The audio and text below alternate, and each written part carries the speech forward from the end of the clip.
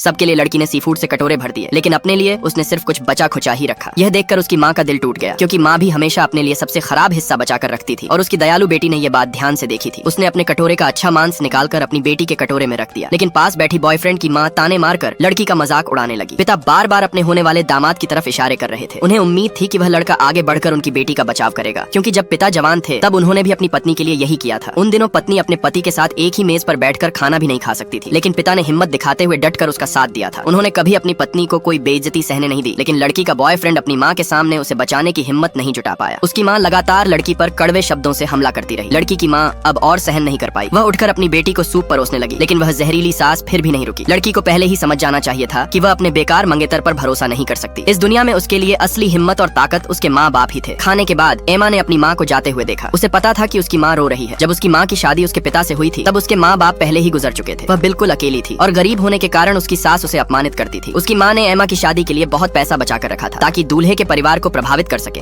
ऐसा नहीं था, बल्कि इसलिए कि एमा को वह आत्मविश्वास मिल सके जो उसकी माँ के पास कभी नहीं था। वह पहले ही इस बात का दर्द झेल चुकी थी कि उसके साथ खड़े होने वाला कोई नहीं था।